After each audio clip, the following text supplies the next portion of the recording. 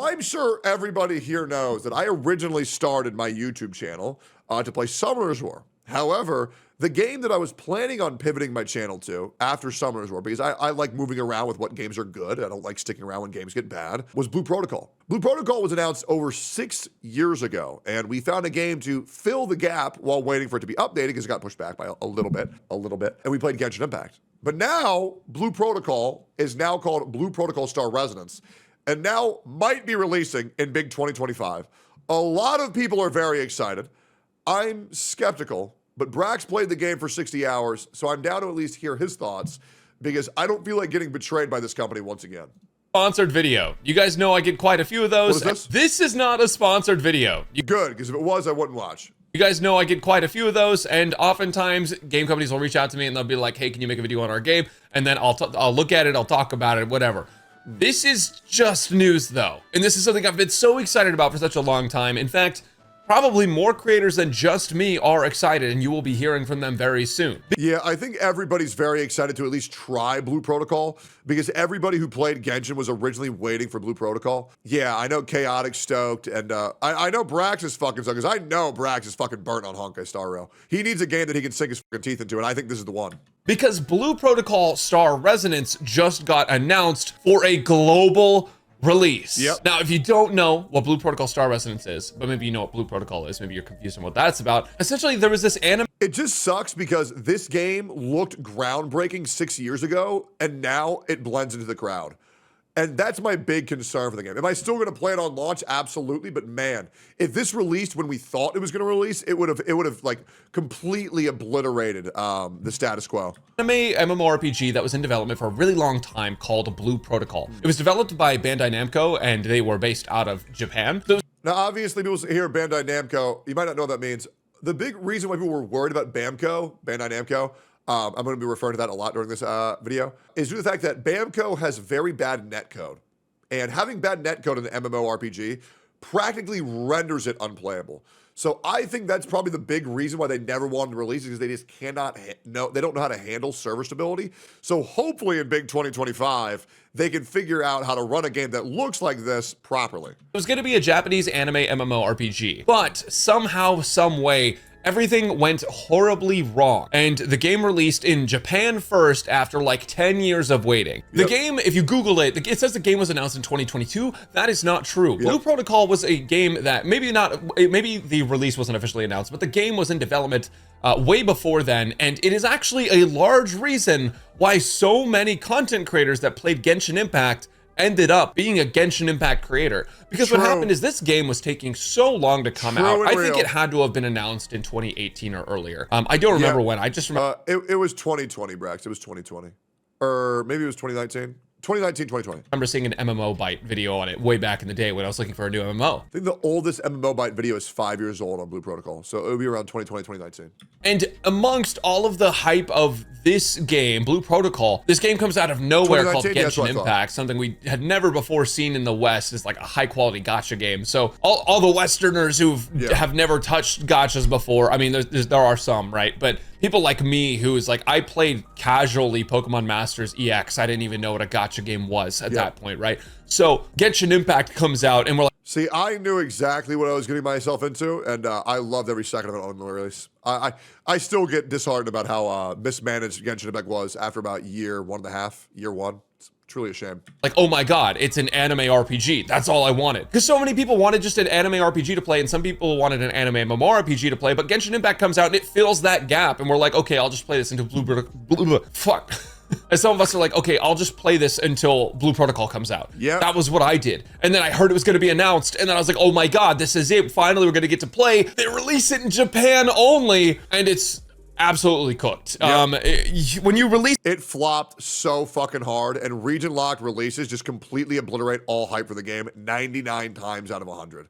Especially when it's an MMO. A gacha can still get away with it, but an MMO cannot get away with it. It's a game to one. Because the point of an MMO is to blend all regions and all hype at the same time and be able to interact with the other players who enjoy the game. So saying, yeah, we're going to release this MMO, but to only a 5% of our audience first, it's like, what are we doing?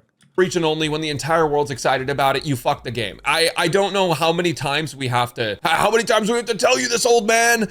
You know, like how many times do we have to repeat this same old song and dance where we release a game earlier in another region when the entire world is excited for it? It was different back in the day because we didn't have as much globalization and social media showing us everything that was going on in all parts of the world, but now we do, right? So now the expectation is a global release, which Blue Protocol Star Resonance is doing. Now, before I tell you more about Star Resonance, because I've just been yapping about the history of Star Resonance and why this is such a big deal, you do need to know where Star Resonance came from. So essentially, Blue Protocol did end of service. That game is dead. The Japanese MMORPG is completely dead. The reason is because they released it in Japan first, and they didn't focus enough on the gameplay, and they focused too much on cosmetics, and it caused the gameplay to fall flat. And if you were to watch and maybe I'll show you guys this later if this video gets enough likes. If this video gets, I don't know, 3,000 likes, I'll go over it. If you were to see the JP Dev live streams for Blue Protocol, you guys would just about shoot yourself. It was the most unprofessional, uninspired, as compelling as a fucking paper bag was to watch. It was embarrassing. The devs themselves didn't know how to play the fucking game. They didn't even know what the fuck they were talking about. They didn't even know what was put in the game, and it was a joke. And it really felt like they were just, you know, they were like, oh, Jesus, take the wheel. And Jesus was like, nah, man, I'm drinking tonight. I'm good. They did not want any of that shit.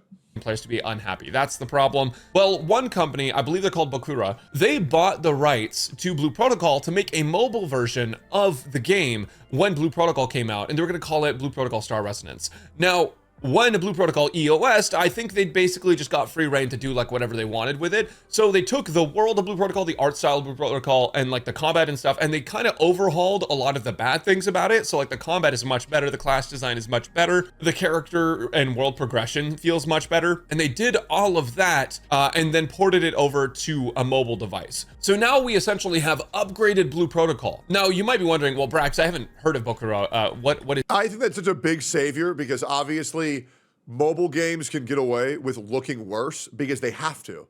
So I think there's a very smart pivot that they did, as well as they'll also increase sales dramatically. But can taking a MMO that was EOS by mismanagement, now under new management and ported to mobile, save what once was? Maybe, we'll see. I mean, if TOF can still be going strong in 2025, somehow, I'm sure a game that's quite literally just better TOF can possibly flourish.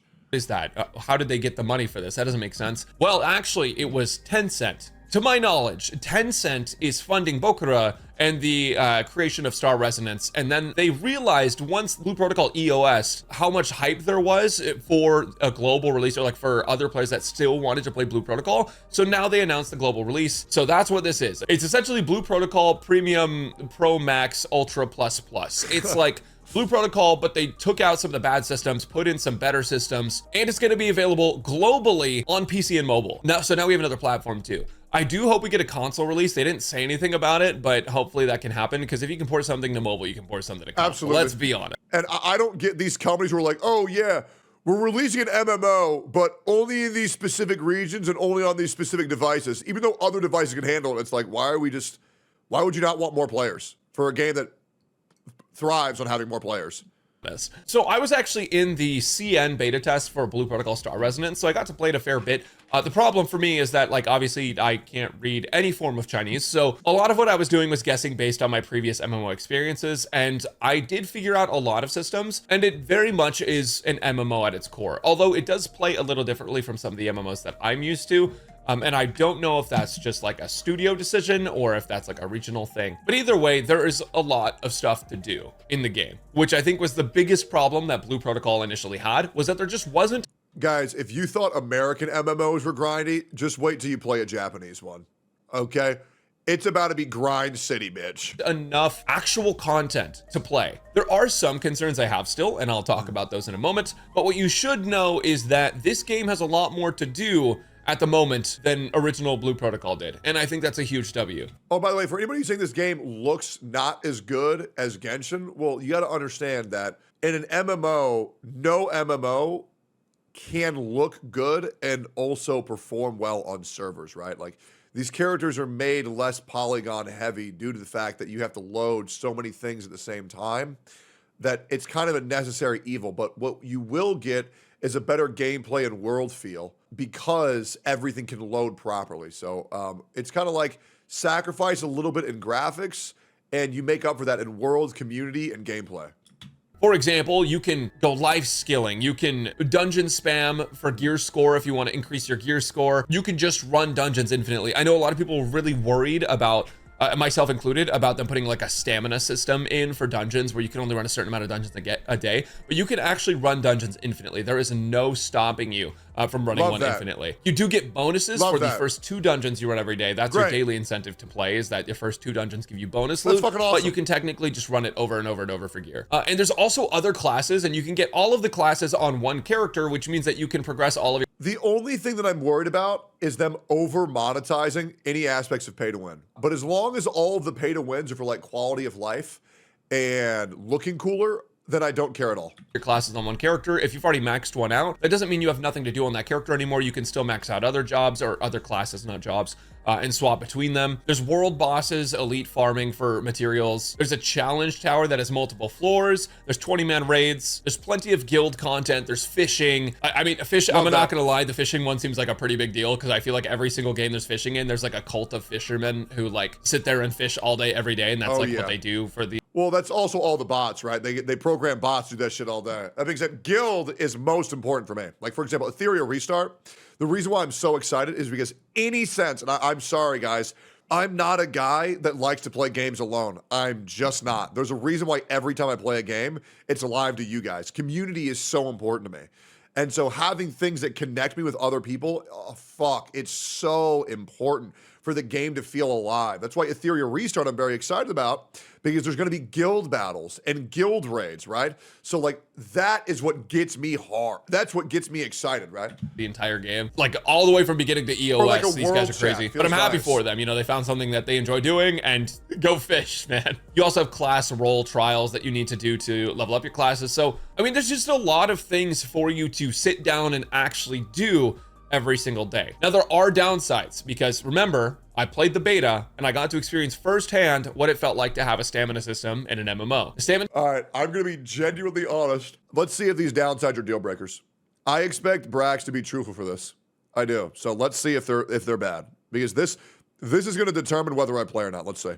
The system is not for dungeon and gearing. It is, however, for crafting and gathering. Now, for some people, that is a huge deal, and that's a deal breaker, and I totally get it. For me, I'm not someone who's always spent a lot of time crafting and gathering, but it does feel like it has some pretty good applications in this game, mostly because by crafting and gathering, you can get things that you need to upgrade your gear, and it limits the amount of things that you can do per day. So essentially the way it works is you have a cap of 2,000 stamina, and every single day at reset, you get 400 stamina. Every single thing you craft or gather takes 10 stamina, so you can craft or gather up to 40 things combined for your daily stamina. Okay. But since the game will launch with you capped at 2,000, so I would recommend, like, if you guys are starting out, probably just go grab a bunch of stuff so your stamina doesn't cap. There's also some different ways to get stamina. One of my biggest pieces of this is just the fact that you can buy the stamina. You can't buy too much of it. There's actually a really short limit of how much you can actually buy, but there's ways to get more stamina, and it involves using the cash shop. So I'm not a big fan of that. But if you do want a stamina max, you actually get different stamina on every character you have. So if you make 3 characters, each character is going to get 400. And if you're trading that on the market board, or if you're just trying to farm skills or whatever that may mean, you technically can get up to 1,200 stamina a day across your 3 characters. But yeah, that has been the biggest sort of upset I've had about. I hate that. I think that's so lame. That also encourages players to make alts. I don't do that. I think that needs to be taken out of the fucking game. I think that is so fucking stupid. I don't want to play multiple characters. I want to play one character. Playing multiple characters in an MMO, that completely kills my immersion. If other people like it, that's fine. For me, I think that's so shitty. The entire thing is that gating, this is based on the beta, by the way, so this still could change, but gating your crafting and gathering behind stamina, I do think is not great. It's not the worst thing. I would much rather them gate crafting and gathering than dungeon runs, because like the main con. Sure, I think that's fair. I think that's completely fair. But I do think that's still very shitty. Content of an MMO is running content with your friends, and I feel like, you know, if I'm gonna go run dungeons, if I'm gonna run bosses, raids, and stuff like that, I'd rather not have those gated by stamina. That just takes away like so much of what the game is supposed to be. But either way, you still are gating some sort of side content, which I don't think is good. The other issue with Star Resonance is that it does have one of the same issues that Tower of Fantasy has. This does not matter if you start playing the game like a month in. but it matters for people playing at launch. They Okay. are time gating the main story quest. So essentially what that means is after you do the first quest, there's going to be a server, I believe it's server side. There's going to be a server time where the next quest unlocks. And that is another artificial mechanism to slow down progression to make sure. Me personally, I don't care about that too much. I think it's generally all right to do because that lets people go explore optional content. I'm not too pressed about that, to be completely honest. I can see other people being turned off by that, but time gating is a thing in every game for games like these, so I don't particularly mind this. Not that big of a deal to me. Sure people don't rush to end game immediately. Now, as far as I can tell, none of this stuff actually exists outside of Chinese MMOs. I haven't played a ton of Korean MMOs. I wasn't there at Lost Ark launch, so I don't know if they did the same thing, but it is something that I find quite frustrating. I'm really hoping that they don't do that on release and that it was just a beta thing, but They're going to do it on release. 100% they're going to do it on release. we will see. There is a possibility that you do the quest and then you have to go do side content for the rest of the day because the next quest doesn't unlock for 32 hours. So in my opinion, those are the two biggest downsides. I know some people don't like the graphics. I'm personally a fan. I think the graphics are fine for me. I think the stamina gating crafting is really fucking shitty. it looks like anime and very cartoonish, the way that the characters move. And I feel like that's kind of on brand for what the game is. I know some people don't like that, but that's I mean, that's just my opinion. I think it's cool. But yeah, so this is a game that everyone has been waiting for a super long time. And I've been waiting for it for a super long time. Now it's like Blue Protocol died and then they harvested Blue Protocol's organs and put them into another vessel. And now that thing is alive, but you know, it seems better and stronger than ever before. Blue Protocol Star Resonance, I'm very excited for it. And with the announcement of a global release, you can absolutely expect me to be full diving into that game when it comes out. I've always been an MMO junkie. I have played so many MMOs. Brax is currently killing his career because he can't stop playing Final Fantasy XIV, which is insane. Like, I mean, this guy is self-harming so much, it's nuts. Throughout my life, I love investing all of my time into one game and being able to play that game with my friends for meaningful content. Am I still gonna cover other games? Absolutely. I mean, that content for me would be fucking amazing. I love spending time with my friends. Having a game where I can do that would be fucking great.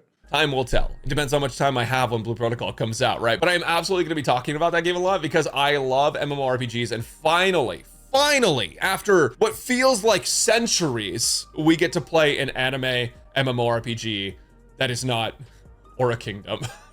Anyways, guys, let me know what you think about Blue Protocol Star Resonance if you guys are going to be playing, and I will catch you guys in the next video. I mean, one thing's for damn sure, it looks a hell of a lot better than Tower of Fantasy. Those downsides are pretty big, though. We're going to see if they change that in the future, and I'll still give the game a shot when it comes out. But yeah, I'm definitely skeptical, and we'll see if they can unfuck that game.